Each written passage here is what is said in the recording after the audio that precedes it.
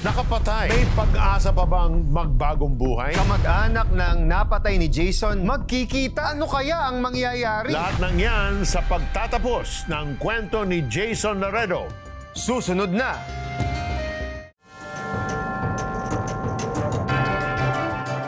Welcome back to the continuing story of Jason Laredo. A man condemned to jail because of killing. Ano kaya ang kahahantungan ng kanyang kwento?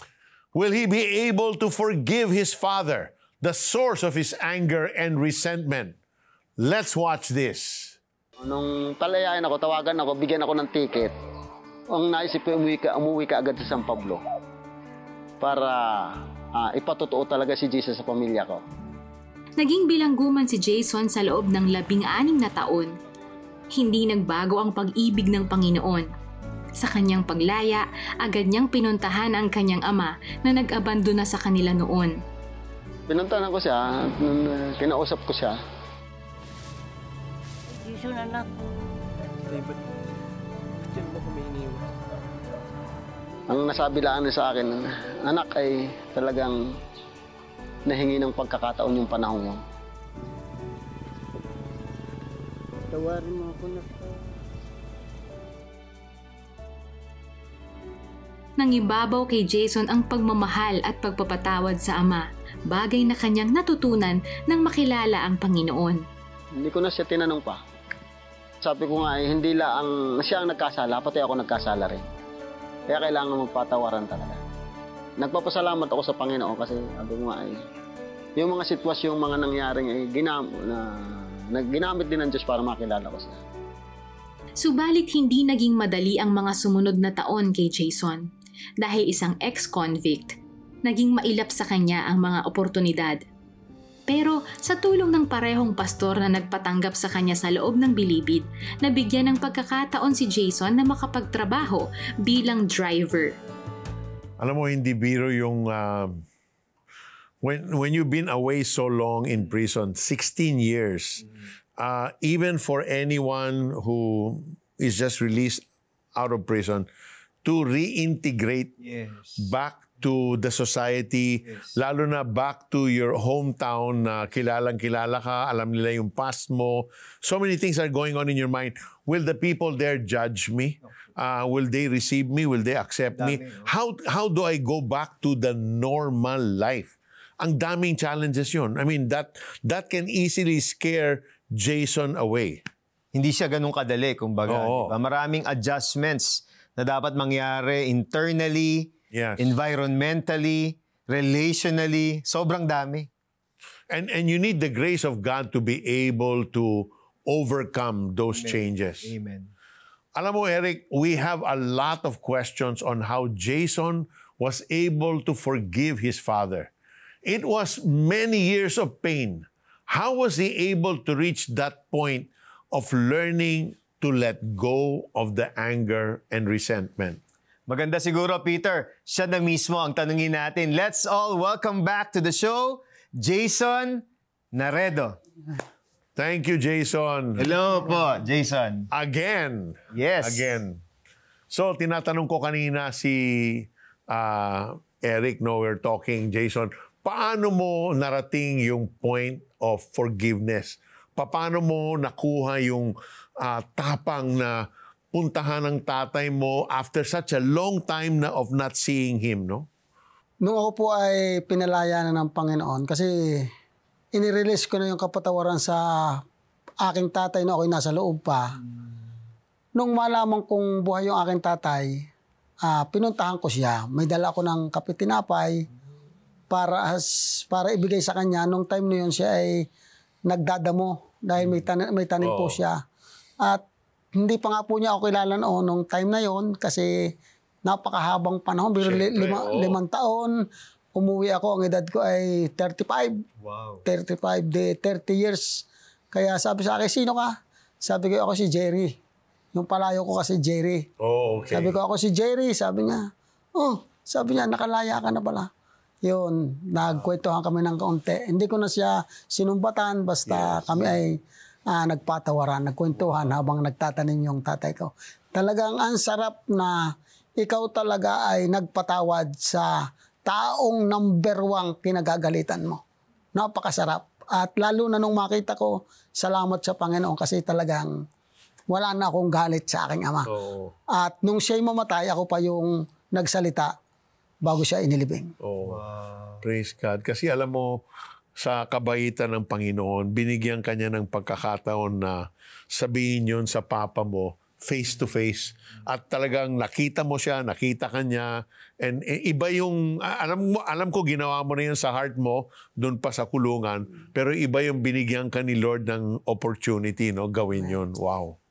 Unang-unang naging hakbang ko na madali kong nagawa na pinatawad yung mga tao na nagkasala sa akin, lalo na yung isa kong tiyuhin na pag ako'y nagsusumbong sa kanya, sasabihin sa akin, bakit hindi ka lumaban? Kasi bakit hindi ka lumaban? Sabi sa akin nung aking tiyuhin. Sabi ko, ano makakalaban, maliit ka, napakaliit mong bata. Kaya hindi na ako nagsumbong. Hindi na ako nagsumbong sa kanya, nag-iiyak na lang ako sa isang sulok. Pero nung ma-realize ko na yung pagpapatawad ng Panginoon, yung mga taong yan, yung iba po ay buhay pa hanggang ngayon na talagang pilit ko silang dinadala sa Panginoon. Sinisiran ko sila ng salita ng Diyos kasi kung minahal ako, pinatawad ako ng Panginoon sila, mahal din sila at gusto rin silang abutin ng kamay ng Panginoon. Ganda. Praise God. So, when you were able to forgive yung father mo, what were the changes na nakita mo in your own life? Anong nangyari sa'yo? Napakasarap ng may tatay pala. Hindi po kasi ako nakaranas ng pagmamahal ng tatay. Hindi ko kayang ipaliwanag yan. Wow. Pero purihin ang Panginoon kasi ang sarap pala ng may tatay. Nung kausap ko siya, ang sarap pala ng may tatay. Grabe si Lord. I'm sure some families are in the same situation na you experienced before, no? No, na talagang ang yung nakakapagod at nakaka-stress ay yung relational problems. Kasi minsan yung money problems, mas madaling ayusin yun eh. Pero yung relational problems, yun yung tumatagal. Yes. Para bang, kailangan mag-sorry siya muna bago ako mag-forgive. Di ba? Mga ganun. And perhaps you're in that situation na nagkaroon kayo ng gap for so many years. Hindi mo kausap yung papa mo because of something he did and you refuse to forgive. Kapatid, as the Lord God forgave us on the cross, we would like you to experience also His forgiveness. And we're going to ask Jason, maraming nanonood ngayon, Jason, na if pwede mo silang imbitahin, tanggapin ng Panginoon dahil ganun din siguro ang sitwasyon nila na hindi sila nakaka-forgive, hindi sila nakaka-let go dun sa nakaraan nilang past hurt. Amen. Purihin ang Panginoon at sa lahat ng nanonood ay sumunod lang kayo sa panalangin, ariin ninyong kayo ang nananalangin para kayo ay maabot katulad ko na naabot ng kapangyarihan ng Diyos. Aming Ama, aming Diyos, nalaman ko po na ako'y isang makasalanan na humihingi ng kapatawaran sa lahat ng kasalanang nagawa ko pamula sa aking pagkabata hanggang sa oras na ito. At pinapatawad ko rin yung mga taong nagkamali, nanakit, gumawa sa akin ng masama. At sa oras na ito, binubukas ko ang aking puso. Tinatanggap kita bilang aking Diyos, Panginoon at personal kong tagapagligtas. Pamula sa araw na ito, ikaw na ang maghari sa buhay ko. Tulungan mo ako na makasunod sa iyong salita. Salamat po sa pangalan ni Jesus.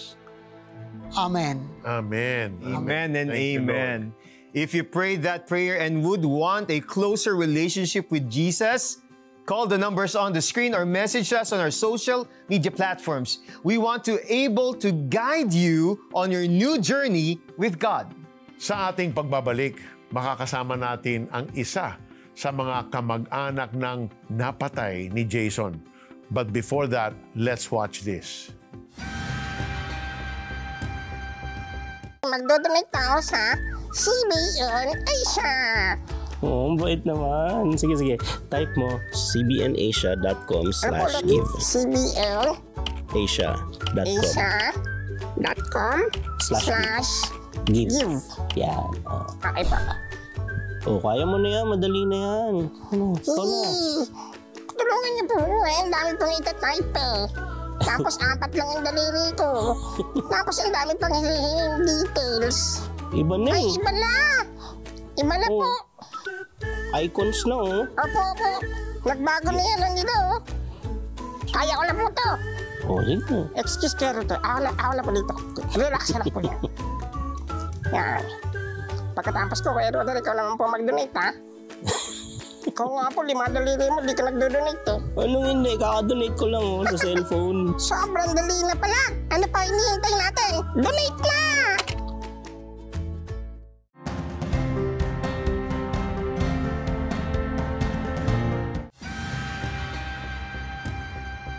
Marilyn, thank you for agreeing na makasama kami dito sa show natin.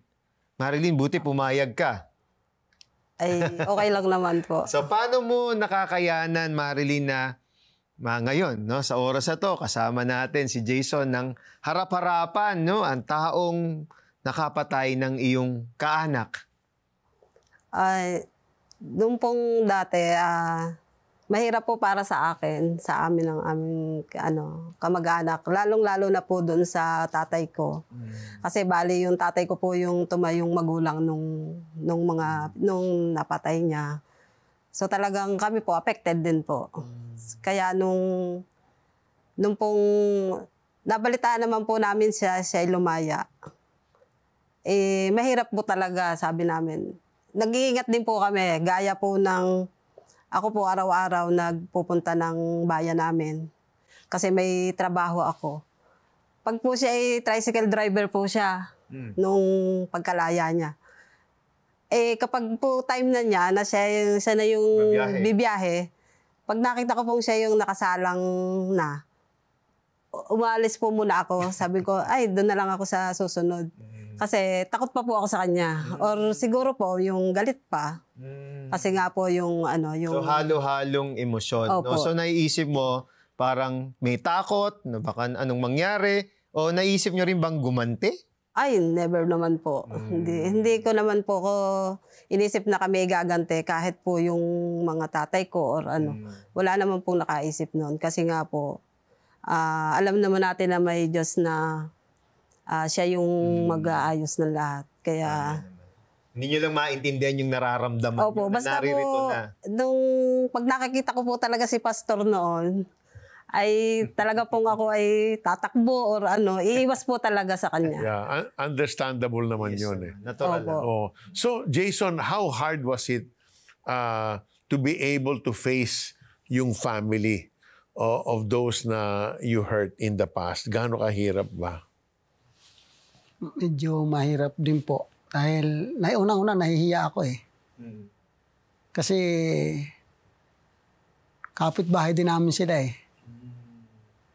Nung una, pero salamat sa Panginoon dahil sabi nga doon sa kawiakaan nga na pinanghawakan ko na kapag ang tao ay kalugod-lugod sa Diyos, ang kanyang kaaway, siya ang mag-aayos.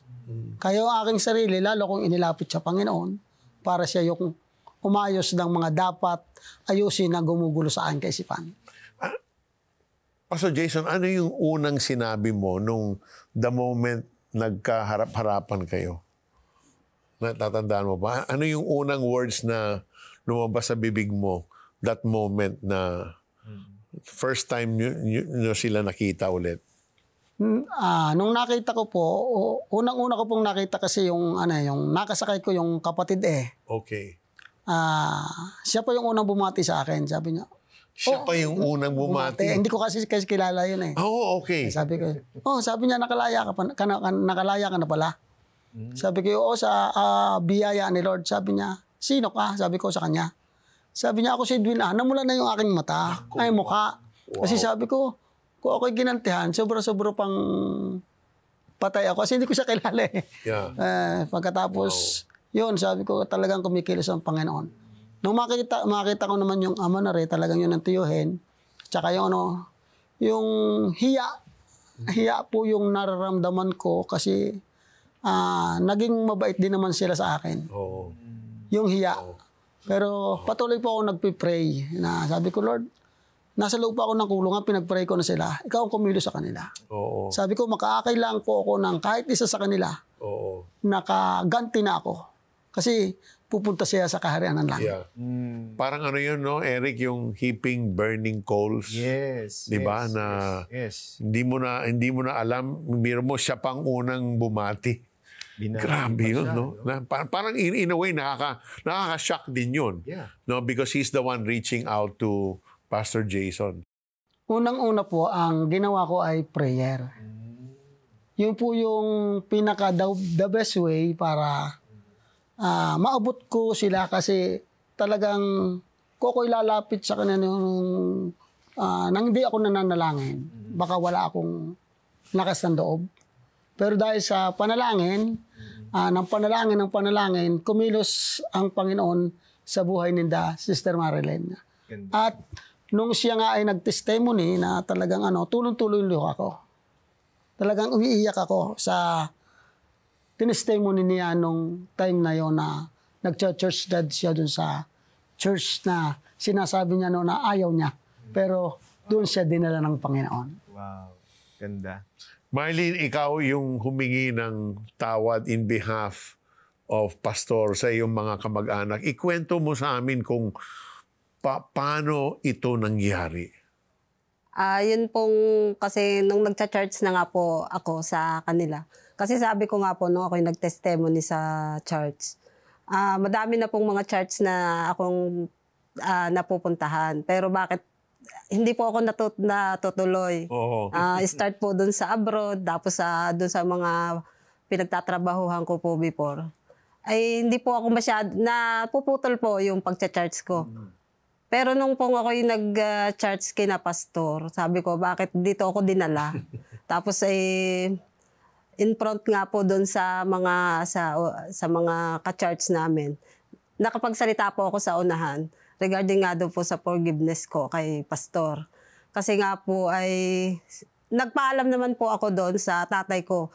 Parang yung pong pagkakamali ni pastor, parang inihingi ko na rin ng tawad sa tatay ko. Sabi ko, Tay, ako po ay nagcha-church na doon sa kay Pastor Jason. Kasi sa akin, tanggap ko na po yung wala na akong nararamdamang galit sa kanya. Kasi kung nung una, umiiwas na ako, ngayon dinala ko sa church niya. Oh. So, hindi na po ako, ngayon, sabi ko po dun sa tatay ko, kayo po naman ang tatanungin ko. Kasi gusto ko din naman pong malaman din yung opinion nyo or kung napatawad nyo na rin siya. Di tinanong ko po siya, sabi ko, Tay, ako'y nagcha-church na kay pastor.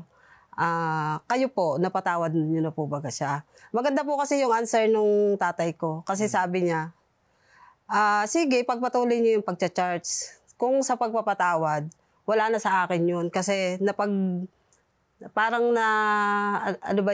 pagbayaran na niya sa kulungan.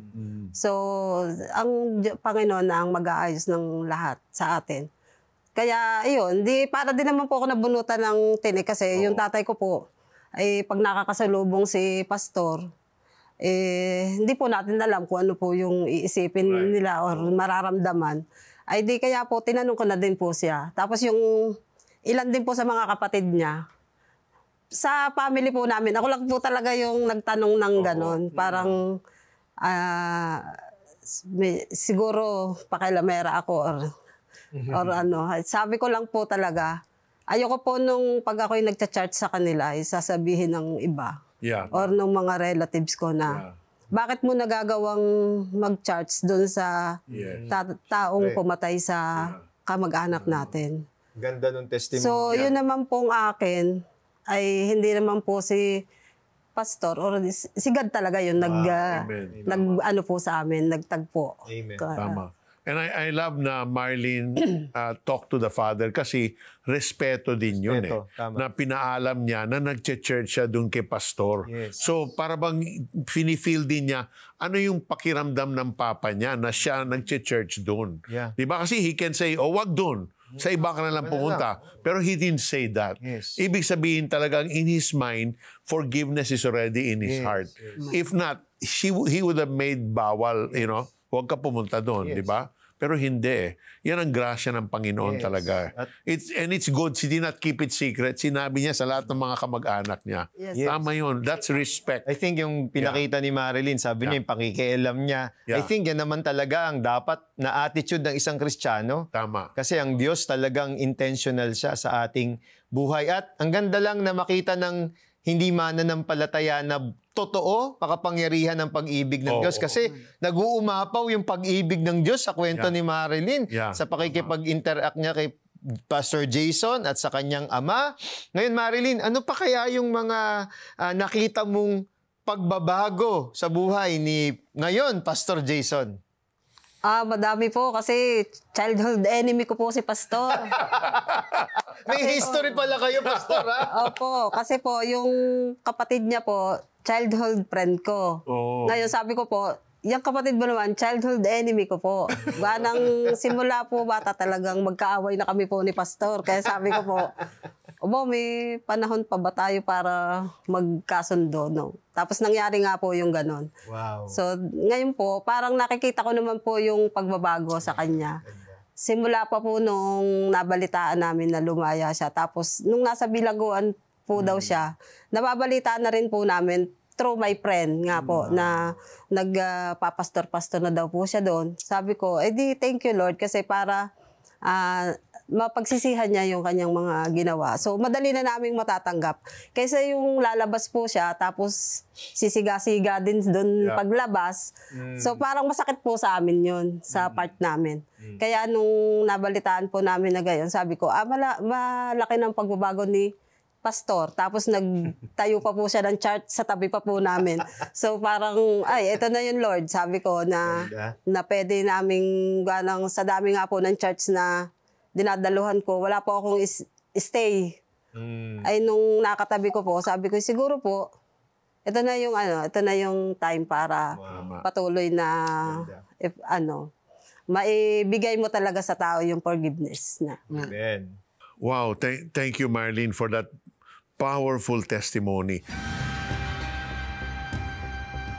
Good Deeds Bacamo, willing to help sa mga nangangailangan ng prayer and miracle, missionary training and medical services. Magagawa mo lahat ng ito bilang partner ng CBN Asia. Donate 1,000 pesos and you'll receive back and forth. Listen to Peter Kairouz and his sons engage in real talk. My children and I often get engaged in a lot of conversation. I still have questions for them that I reserve specially for you. A special prayer for fathers by Gordon Robertson to make a life-changing impact and become a CBN Asia partner today.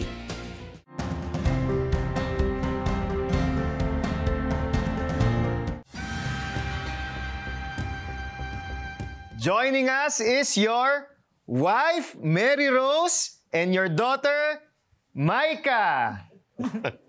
Let's welcome Mary Rose and Micah. Hello. Hello. Hello, Micah. Welcome.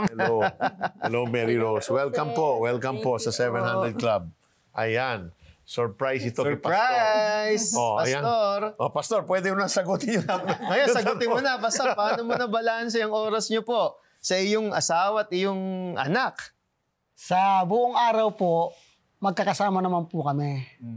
Sa pagdating po ng hapon, ministry. Ministry naman ako. Kasi minsan may Bible study kaming minsan 3, minsan 2, araw-araw. Minsan 4. Buong araw sa kanila ako, pero pagdating ng hapon, sa ministry. At pag-araw ng Lunes, naman po ng Lunes, ay magkakasama kami. Minsan, nagbabanding kami. Pero sa aming pamilya, priority si God. Wow. Talagang priority si God. Amen. Pero Pastor, alam ko, naniniwala ko sa sinabi mo. Number 1, si God. Number 2, hindi ang simbahan. Number 2, ayan, si Mary Rose. Number 3, ayan, ang mga anak mo. Yan ang priority. Number 4, yung church. Yan. Yun lang, gusto ko iklaro sa'yo. So, we're gonna put Jason on the spot here. So, paano mo nakilala ang iyong misis? Nako, ito na. Ayan, pakidescribe nga. Kami po ay no ako pinalaya ni Lord, dahil wala akong makuhang trabaho, kinuha ko ni Atty. Joe Villanueva sa Parañaque. Okay. At doon ako kauna-unahang nagpastor. Nagkataong doon nag-church yung aking ex-girlfriend. Naku po. Tayo sa... Well said. Kasi asawa ko na siya ngayon. Oo, tama. Sa pagtatagpo namin ay nang edad ko po ay 36 na nag-pray ako kay God. Sabi ko, Lord, sabi mo, yung kalungkutan ko dahil walang asawa, ibigay mo na sa akin. Simpleng prayer, pero sinagot ni Lord. Nung 36 ako, kauna-unahang nag-text sa akin ang asawa ko ngayon. Wow, talaga naman. Ibang klase, ha? Dating ni Pastor. Habang nagpapastor. Yun naman po, dahil si Pastor Rose, hiniram yung aking cellphone dahil wala siyang load. Hiniram. Tinext ang lahat ng member para may revival. Oo. May revival ng araw ng Friday. Sa lahat, siya lang hindi sumagot. Ayun. Kaya nung nasa akin ang cellphone, saka siya sumagot. Ayun. Kaya siya muna nag-text sa akin. Naku, ito na. Siguro, pinag-uusapan na natin yung yung kanilang buhay, pamilya. Tanungin ko naman si Mary Rose and si Micah ba? Micah. Micah, okay. Paano naman po si Pastor bilang asawa at bilang tatay sa'yo, Micah? Siguro, unahin na natin si Mary Rose. Sa akin po, si Pastor, super blessed po ako bilang asawa. Sapagkat si Pastor po ay napaka-sweet, maalaga, and then mapagmahal pong asawa. Amen. Praise God. Micah, ikaw naman. Kumusta naman si Daddy Pastor? Ganun katulad nga po sinabi ni Mama, sweet nga po si Papa, tapos lagi po siyang malambing sa amin. Lagi po siyang nag-aano ng kiss, hugs, ganun po. Kaya po, nagpapasalamat ako na siya yung naging Papa ko po. You see, what Pastor Jason did not get from his father nung bata pa siya. Yes. He's now giving that. Kasi alam niya, importante yun. Yes. Yung kiss, yung hug. He's now giving that to his children. Yes. And of course, his wife. Grabe si Lord. Grabe. Naku, thank you, Jason. Thank you, Micah. Thank you, Mary Rose, sa pag-surprise nyo kay Pastor.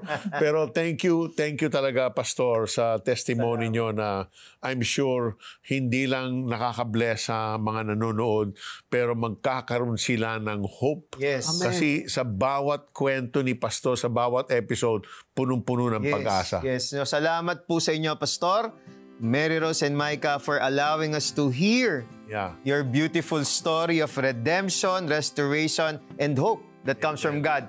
Let me read this verse from Hebrews chapter 8, verse 12, that reminds us about God's unending grace for us. For I will forgive their wickedness and will remember their sins no more. Daniel chapter 9, verse 9 reiterates this abundant grace that God lavishly gives us. The Lord our God is merciful and forgiving, even though we have rebelled against Him. We hope that this episode has inspired you to forgive and live a life that is upright, strengthened in faith because of God's enabling grace. If you want to see more inspiring stories through this show, partner with us. Call the numbers on your screen or scan the QR code. Join us again next week for another week-long inspiring testimony that will certainly lead you closer to Jesus Christ. God bless you.